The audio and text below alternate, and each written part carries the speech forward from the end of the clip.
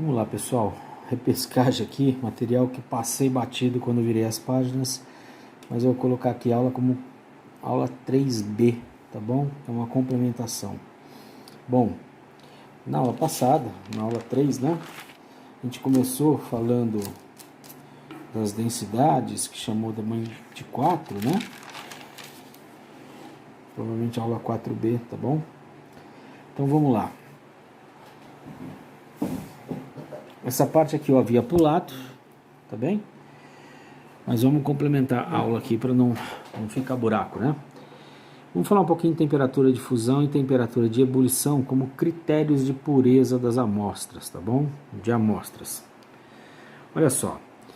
Observa-se experimentalmente que substâncias puras apresentam temperaturas de fusão. Lembra que a fusão é derretimento, né? Sair do estado sólido e indo para o líquido. E de ebulição, lembra que a ebulição é a saída, é a temperatura onde a substância sai do estado líquido e vai para o gasoso, né, para o vapor, com ocorrência de bolhas, tá, gente? Cuidado para não confundir com a simples evaporação que ocorre em qualquer temperatura. A ebulição é um ponto específico onde você tem uma transferência bastante alta da substância do estado líquido para o estado gasoso com o aparecimento de bolhas, né? Então, as substâncias puras apresentam temperatura de fusão e de ebulição constantes. A tabela abaixo apresenta as temperaturas de fusão e de ebulição de substâncias do uso cotidiano, tá ok? Então, observe aqui, ó, na tabela, que o oxigênio, por exemplo, o oxigênio do ar que a gente respira, a temperatura de fusão dele é 218,8 graus negativos. Ou seja, no planeta não existe oxigênio líquido em condições normais, tá? Só em laboratórios, isso é fabricado, né? Temperatura de ebulição 183 graus negativos. O nitrogênio, que é outro componente do ar, 20% oxigênio, 80% nitrogênio, a temperatura de fusão dele é 210 graus negativos e de ebulição 196 graus negativos. A água tem temperatura de fusão 0 graus Celsius e de ebulição 100 graus Celsius. Uma atmosfera, tá bom?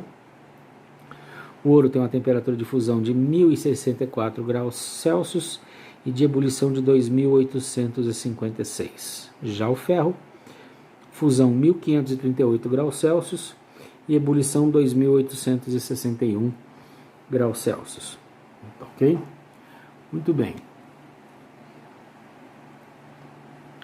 Aqui a gente vai ver aquilo que a gente chama de gráfico de aquecimento de uma substância pura, tá bom? Esse aqui, ó.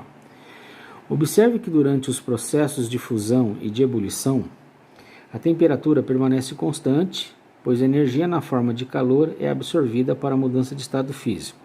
Permanece constante para a substância pura, tá bom, gente? Tá aqui, ó. Então nós estamos fazendo o gráfico de uma substância pura. Muito bem, olha só. Aqui o gráfico, a temperatura, por exemplo, em graus Celsius, e aqui um eixo de tempo qualquer. Eu pego uma amostra sólida aqui no tempo, que vou marcar aqui como sendo 0.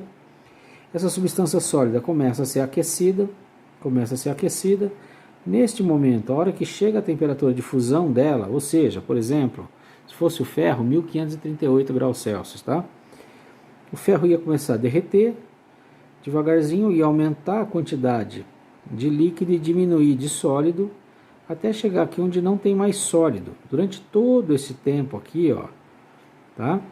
A amostra não variou de temperatura. Por quê? Porque toda a energia térmica sendo doada está sendo utilizada para transformar o sólido para o líquido. Muito bem.